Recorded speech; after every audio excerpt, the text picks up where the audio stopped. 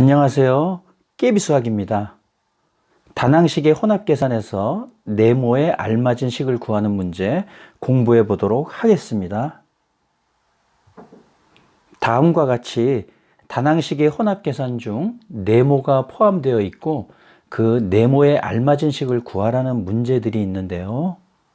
그런데 네모를 구하기 위해서 주어진 식을 어떻게 정리해 나가야 할지 방향성을 잡지 못한 채 헤매는 친구들이 은근히 많습니다. 그래서 오늘의 강의 준비했습니다. 깨비 친구들의 어려움을 해결해 줄 수 있는 유익한 강의가 되리라 확신하면서 강의 시작합니다. 이런 유형의 문제를 풀기 위해서는 네모를 구하는 계산 과정에 대한 이해가 필수적인데요.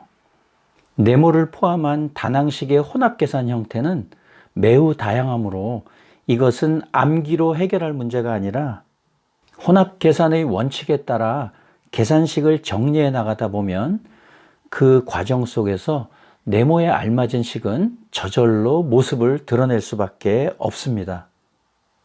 유형 1번의 경우를 예로 들어 먼저 원론적인 방법으로 접근해 본다면 나눗셈을 역수의 곱셈으로 바꿔서 간단히 한 후 구하고자 하는 네모 옆에 곱해져 있는 수나 문자, 여기서는 수분의 비가 되겠죠.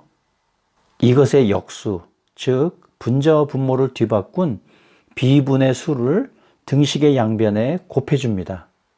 그렇게 하면 좌변의 네모 옆에 곱해진 수나 문자들은 역수의 곱이므로 서로 약분되어 1이 되고 자연스레 네모만 남게 됩니다. 따라서 구하고자 하는 네모의 값은 우변을 계산하고 정리한 값이 되겠습니다. 3번 역시 마찬가지 방법으로 네모를 구할 수 있습니다. 일단 나눗셈을 역수의 곱셈으로 바꿔준 후 곱셈의 교환 법칙을 이용하여 식을 정리하고 네모분의 1과 곱해져 있는 문자 깨 곱하기 b의 역수인 깨분의 1 곱하기 b분의 1을 등식의 양변에 곱하고 약분하면 좌변은 네모분의 1만 남게 되고 우변은 깨 곱하기 b분의 합이 됩니다. 양변을 역수로 바꿔도 등호는 성립하므로 구하고자 하는 네모의 값은 합분의 깨 곱하기 b가 됩니다. 이와 같은 정석 플레이로 1번 문제를 풀어볼까요? 문제 1번은 유형 3번과 동일한 형태이므로 방금 설명했던 과정을 그대로 따라하면 무난하게 답을 구할 수 있겠습니다. 분배 법칙을 이용하여 괄호를 풀면 9x4제곱 y제곱과 마이너스 8x3제곱 y6제곱이 되죠. 그리고 나눗셈을 곱셈으로 바꿔줍니다.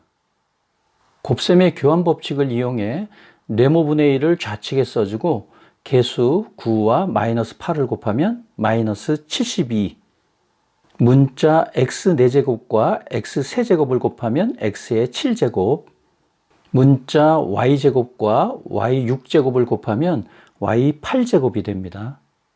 양변에 마이너스 72 x7제곱 y8제곱의 역수를 곱하면 좌변은 네모분의 1만 남게 되고 우변을 끼리끼리 정리하면 마이너스 6x5제곱 y7제곱분의 1이 되겠네요. 이제 양변을 역수로 바꿔주면 네모 안에 알맞은 식을 구하게 되는 겁니다. 따라서 정답은 마이너스 6x5제곱 y의 7제곱이 되겠습니다. 편법 같은 거 기대하지 마세요. 그냥 혼합계산의 순서에 따라 식을 정리해 나가면 되는 겁니다. 문제 2번도 자신 있게 풀어봅시다. 지수법칙을 이용하여 괄호를 풀면 마이너스 8x6제곱 y3제곱이 되고 그 다음 순서는 잠시 멈추고 한번 대답해 볼까요?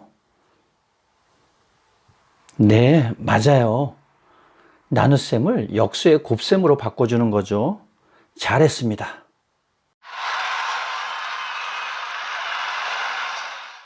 다음 단계인 끼리끼리를 실행합니다. 마이너스 4분의 1과 마이너스 8을 곱하면 2가 되고, 분모에 x 4제곱이 있고 분자에 x 6제곱이 있으므로 약분하면 x제곱, 분모에 y제곱이 있고 분자에 y 3제곱이 있으므로 약분하면 y, 등식의 양변에 2x제곱 y의 역수인 2x제곱 y분의 1을 곱하고 정리하면 네모에 알맞은 식은 마이너스 3x제곱 y가 되겠습니다. 다시 말하지만 네모를 포함한 다당식의 혼합계산 유형은 매우 다양하므로 외워서 푸는 거 절대 아니에요. 그렇다고 수학에서 암기를 등한시하라는 말이 아닙니다. 오해하지 마세요. 세 변의 길이와 세 각의 크기가 모두 같은 삼각형을 약속에 의해 정삼각형이라 부르듯이 수학적 정의는 물론이거니와 여러 가지 공식들도 이해를 동반한 암기가 필수입니다. 어차피 시험이란 주어진 시간 안에 많은 문제들을 빠르고 정확하게 풀어내야 하므로 머릿속에 저장해 둔 것이 많을수록 유리한 것은 두말하면 잔소리죠. 세상에 공짜는 없어요. 외워야 할 것은 반드시 외우도록 노력합시다. 잠깐 얘기가 다른 길로 샜네요.